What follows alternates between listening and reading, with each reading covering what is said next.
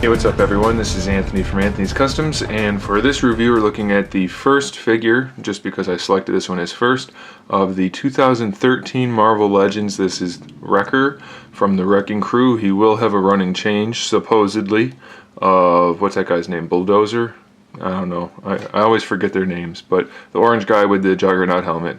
So for now though, we just have Wrecker, which is pretty cool. We have some new tooling here and a new accessory and some reused parts, but still definitely not a disappointing figure. Pretty good looking figure overall. Nice paintwork on the face. The eyes and teeth look pretty good.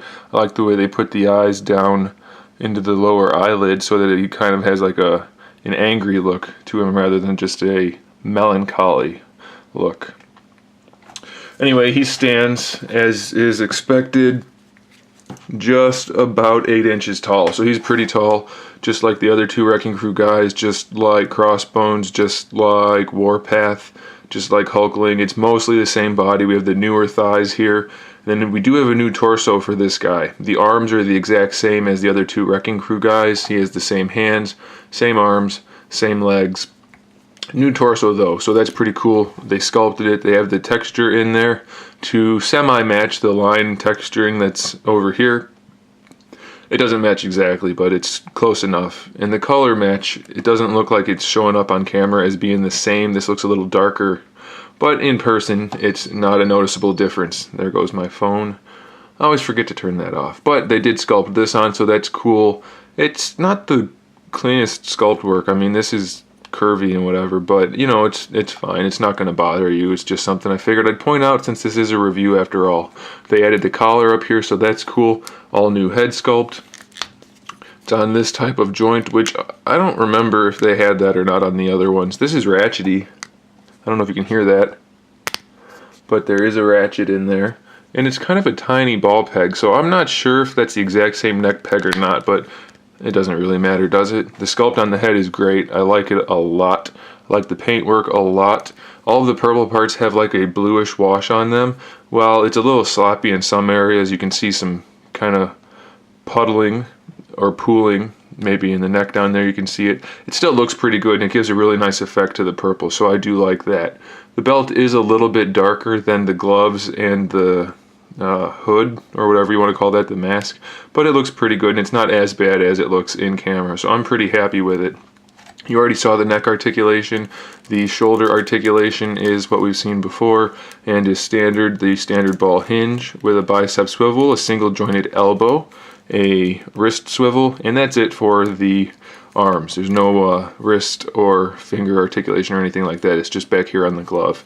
He does have an ab crunch, which works really well. He can bend all the way over, no problem at all. They added the texturing all the way up, so that's cool. He can lean back pretty far. Only downside is they didn't add one of the little strap things, whatever those are. Would have been nice if they added that, just so that it didn't really kill the sculpt too much. But it's still pretty good since they did do the texturing, and it flows nicely, so it looks pretty good. It's a pretty good ab crunch. He has a waist twist. Oh, mine's stuck. It is there though, I promise. Let's see if we can unfreeze it. There we go. This guy's fresh out of the package. So he does have a waist twist. It's hidden by the belt, so that's nice. The belt is a softer material, not incredibly soft, but it'll give a little bit. You know, it's not gonna bend, but you don't have to worry about the waist. You can get it to turn all the way if you want to. The hips have the new Marvel Legends style hips. These are not the same as the original Crossbones, or actually either Crossbones or Warpath. These are the new ones. So they have the, it's kind of like a Y joint still, even though it's new, but it's effective, and it has the thigh swivel built in, and you can bring them out to the side. So pretty good range of motion there, and it does keep the sculpt work nice. There's no real breakage of the sculpt right here. The thighs, this is definitely a better set of thighs than the original sculpt, so I do like that.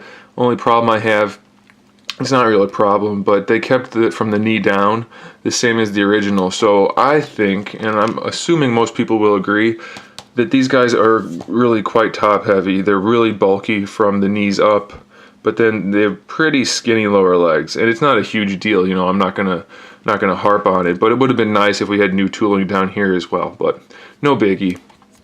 Double jointed knees, ankle pivot, semi ankle rocker. It has a little bit of motion in there.